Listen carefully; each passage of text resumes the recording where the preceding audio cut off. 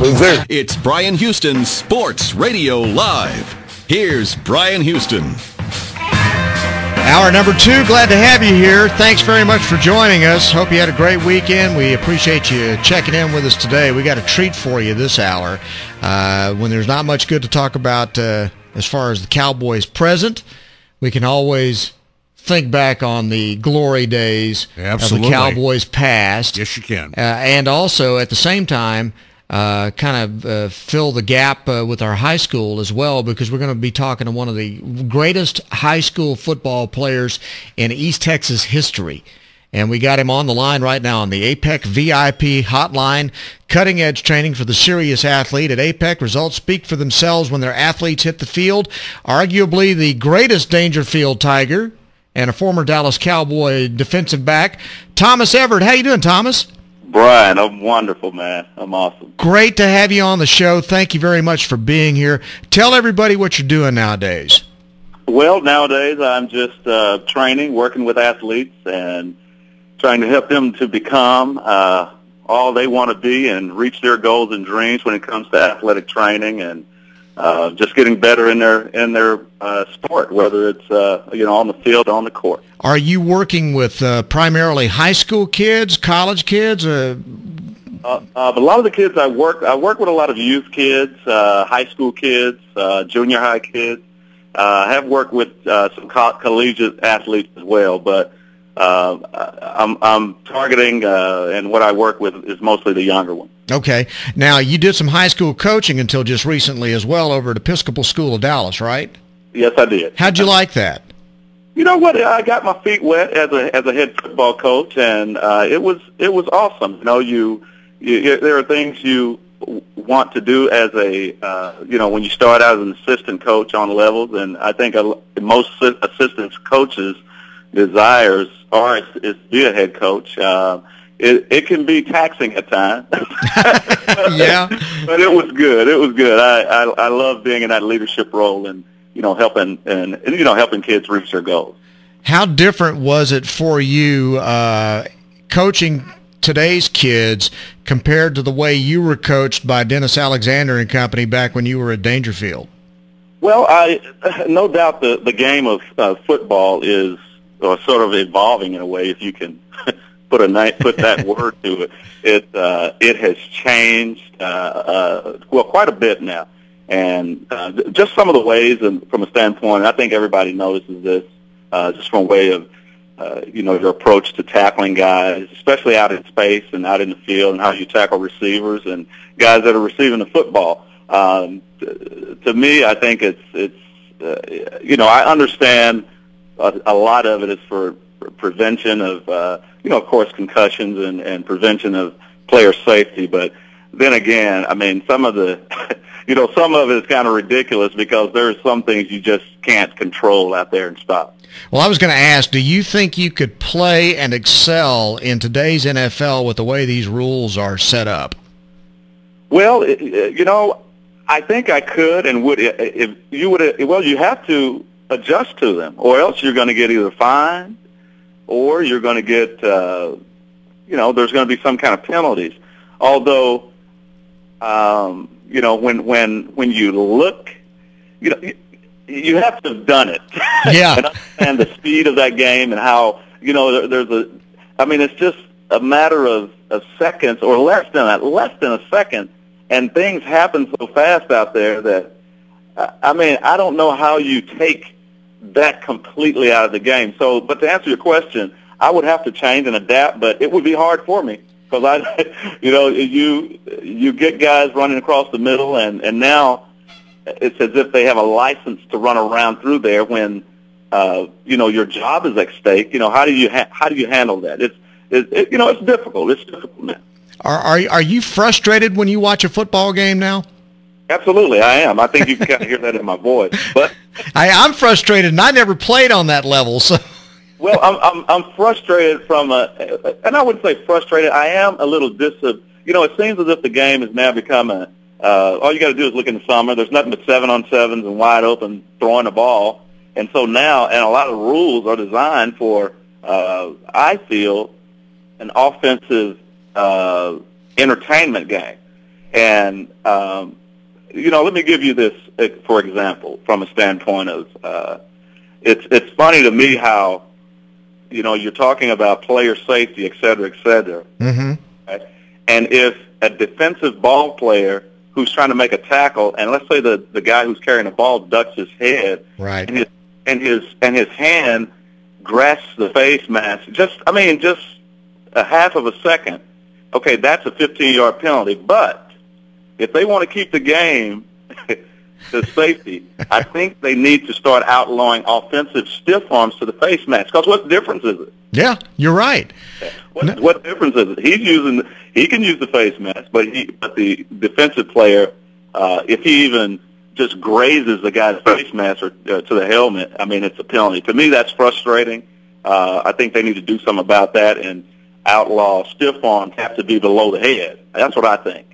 The other thing that drives me nuts is when a guy does lower his shoulder and hit a receiver in the chest over the middle and still gets the flag. He's done everything he's supposed to do, and yet they still throw the penalty flag on him. Absolutely, and I don't think the whoever's making the rules up there in New York, I don't think they understand that.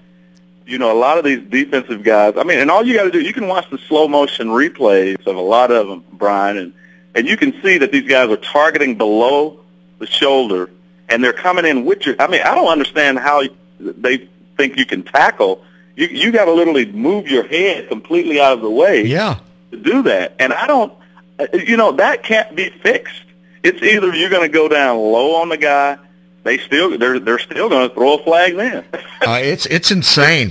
So, and now you have receivers. A receiver catches the ball. Of course, he's going to duck, and it's as if he's making the contact. So, it's kind of frustrating from that standpoint, and it's something we're going to have to adjust. And as a matter of fact, just some things with business and what I'm trying to do, just because of that fact, because of the game is evolving.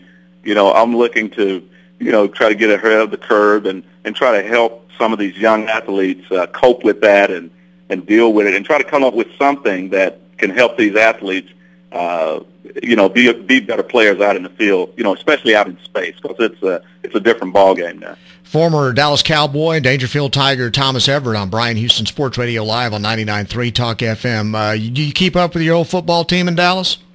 I do. I watch them, and they can be pretty frustrating at times. I'm glad to hear you say that. What do you make of all that's going on there at Valley Ranch? I mean, can you believe that this is the same organization that you won 2 Super Bowl rings with? Wow, it's man. You know what, Bryan? I think a lot of people are kind of scratching their heads as well as I was scratching mine, especially when you hear that.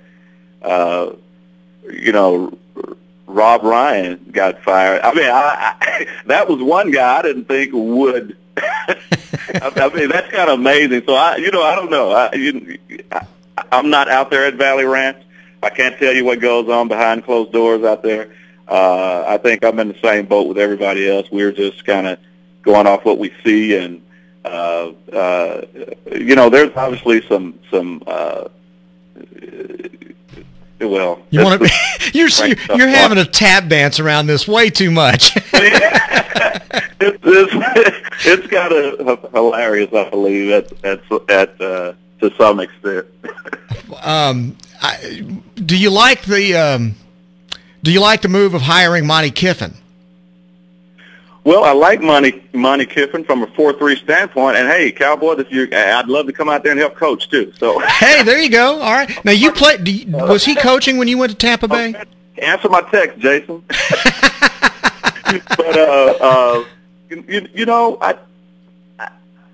I think a lot of that's going to depend on the personnel. Yeah. I think up front with the Cowboys, I think they were pretty much built for a type of a 3-4 scheme. I mean, that's going to come. They're going to have to get more beef inside, I believe, and I'm sure. Well, I take that back because with Sapp and those guys weren't very big. I mean, it's going to come down to more what he has to work with. But I think the 4-3 can work there. I think the guys just need to get healthy, and we definitely have the personnel, I believe, from a standpoint. But you do have to have some depth in it on the inside, and you got to rotate guys in there. So you played at Tampa Bay in '94, '95. Was he there then, or had he not gotten there yet? No, Monty had not gotten there. Okay. He came with, I believe he. No, I don't know if he came with Tony Dungy or the next. I know that's who he ended up, working with for the majority of time he was there, but I didn't know if he came with him or not. But you'd already been gone by that time then. Yes, I was gone right when the Tony Dungy era. Okay. All right. Did you watch the playoffs over the weekend? Absolutely. Sure did. Of the teams that you see out there right now, who do you see is in the best position to win a Super Bowl? I like the 49ers and the Patriots getting there, and I like the 49ers right now. That was my pick even before the season started. Uh-huh. I thought that they had the most complete team. I do like what New England is doing, though, and I think New England's defense has come a long way. But I still like I like the 49ers. I like their physicality on both sides of the football, and I like what Kaepernick is doing back there. He's the one that's putting that team over the top, I believe. I was going to ask you about that. As a defensive player, what would you have done if somebody to come out running the zone read like he did the other night in the playoff game? I mean, how do you respond to that as an NFL defense going against that, very popular college play, but one that coaches up till now have been real reluctant to run?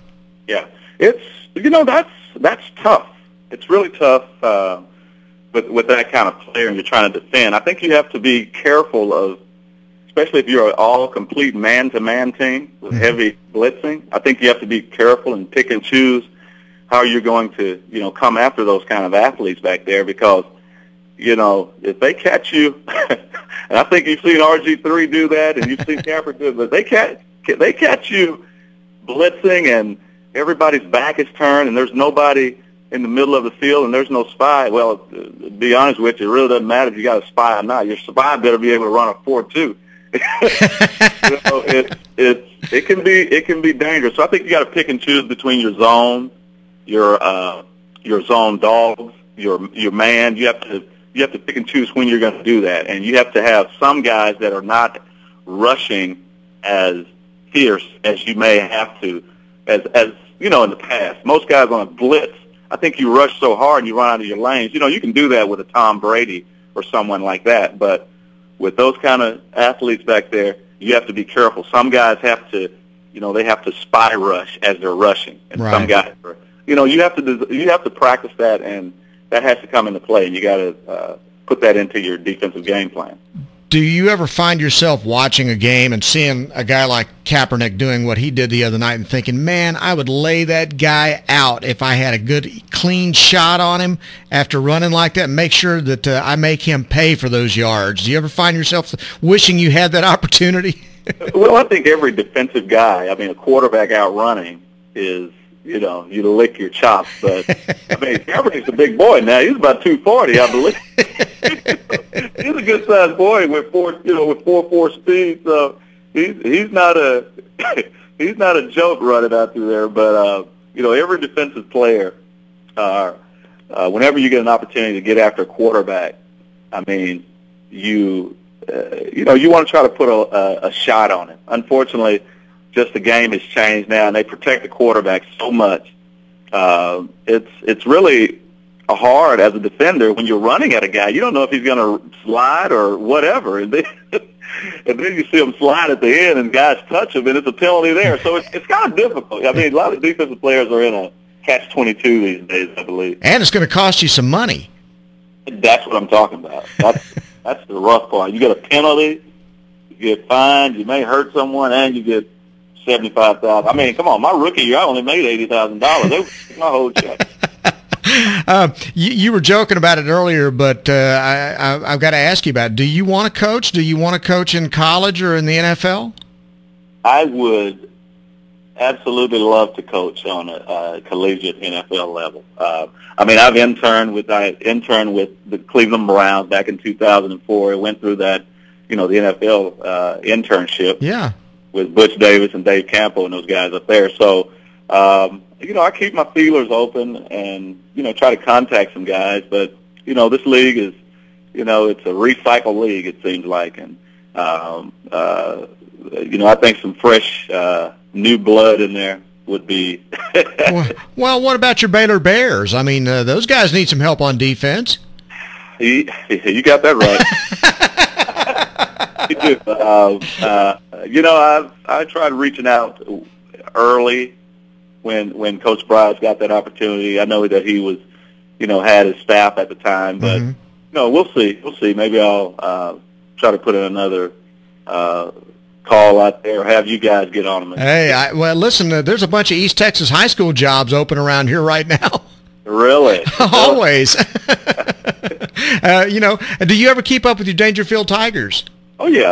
Playoffs, I was at I think the last 4 or 5 playoff games, I was at all of them. Okay. And what'd you think? Well, like I told Coach after the state championship game, especially seeing those when they had that run of state championships that they won. Right. And with the unit that he had this year, I mean, you can obviously see talent-wise, it was like night and day. I mean, there just was not the kind of talent that this year that they had those previous years. And I tell you what, I was amazed at the job Coach Eric did down there at Dangerfield, and even getting those guys that deep. I mean, they beat some good teams. That new Boston team was a heck of a football team. Yes, it was. And they beat that team, and the other teams the team that they beat up here at Michigan. I mean, there were some good ball teams. And then the state championship game, they just dug themselves a hole too early, couldn't dig themselves out, and so hopefully, that's something that they'll look to the future and build from there with that. But coaches did a great job with those guys. Well, I know you got things to do, but if somebody wanted to work with you, if they wanted you to train them, how would they go about getting in touch with you? Yeah, right now I'm in the process of getting some website stuff done. So I think the best place is they can either go on right now to contact me. I have a fan page on Facebook. They can go there and shoot a message on there. There's going to be 2 pages on there. One is going to be my, just a regular page, and then there's also a fan or athlete page where they can go in, and that's probably the best way right now until I get the website for my training and all that up. Great. And in the meantime, we'll be calling all these coaches saying, look, there's a guy I know that has a couple of rings. You might want to consider him as a coach. Hey, you do it. You're my agent. I'll do whatever you say. Let's do it. Let's make it happen. Right? I'll try to do my best for you. I'm sure they're going to listen to me too.